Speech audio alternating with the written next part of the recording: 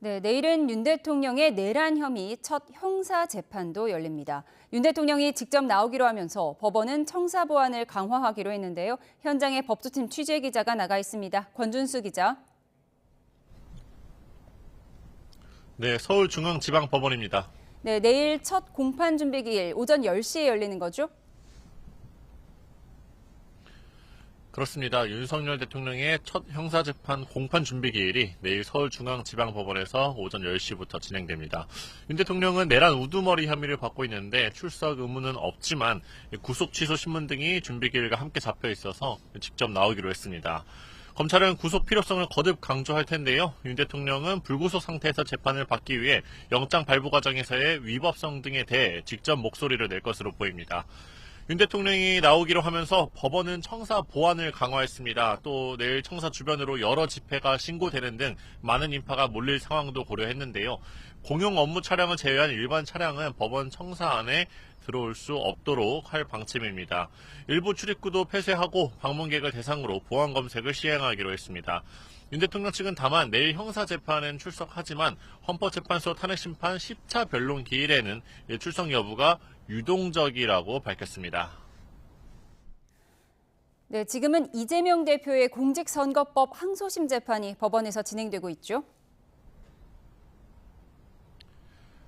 그렇습니다. 공직선거법 위반 혐의로 재판에 넘겨진 이재명 더불어민주당 대표의 항소심 4차 공판기일이 진행 중입니다. 현재 증인신문이 이뤄지고 있는데요. 앞서 이 대표는 조만간 결심을 앞두고 입장이 어떤지 등을 묻는 취재진들에게 아무 답도 하지 않고 법정에 출석했습니다. 이 대표는 민주당 대선 후보였던 지난 2021년 대장동 사업 핵심 실무자인 고 김문기 씨를 몰랐다 이렇게 허위 발언한 혐의 등으로 기소됐는데요.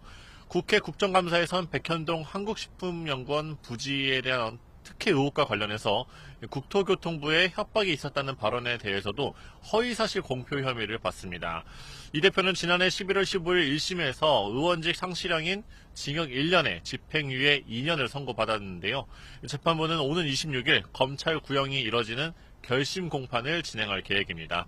다음 달 중순까지 재판부가 새 사건을 배당하지 말라고 요청하는 등 속도를 내는 모습인데 선거사범 1심은 6개월 그리고 2심과 3심은 각각 3개월 안에 끝마쳐야 해서 다음 달 안에 선고가 이뤄질 가능성이 큽니다. 네, 앞서 속보로도 전해드렸는데요. 문재인 정부 시절 논란이 됐던 탈북어민 강제 북송 사건 1심은 선고유예가 나왔어요. 어떤 의미죠? 네, 지난 2019년 탈북어민 강제북송 사건의 1심 결과가 기소 2년 만에 나왔는데요.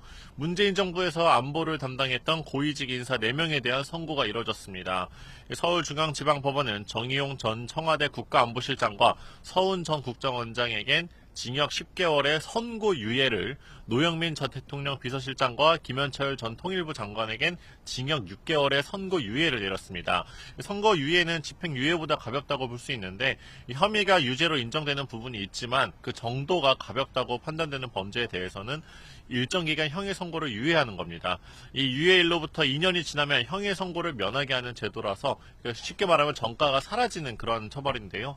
이들은 동료 선원 16명을 살해하고 탈북한 북한어민 2명이 귀순 의사를 밝혔지만 강제로 북한에 돌려보내도록 관계기관에 부당하게 지시한 혐의 등을 받습니다. 자세한 재판 내용은 저희가 정리되는 대로 다시 전해드리도록 하겠습니다. 네, 그런가 하면 오늘 12.16 사건으로 사형을 선고받은 김재규 전 중앙정보부장의 재심도 결정이 됐죠? 맞습니다. 서울고등법원이 오늘 김재규 전 중앙정보부장 사건의 재심을 개시하기로 결정했습니다. 사형이 집행된 지 45년 만이고 유족 측이 재심을 청구한 지 5년 만입니다. 김재규는 지난 1979년 10월 26일 서울 궁정동 안가에서 박정희 전 대통령과 차지철 전 청와대 경호실장을 숨지게 한 혐의로 재판에 넘겨진 뒤 이듬해 5월에 사형됐습니다.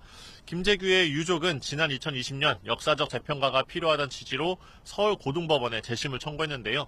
지난해 4월 첫 신문기일이 진행된 뒤 약 10달 만에 재심 결정이 나온 겁니다. 지금까지 서울중앙지방법원에서 YTN 권유수입니다.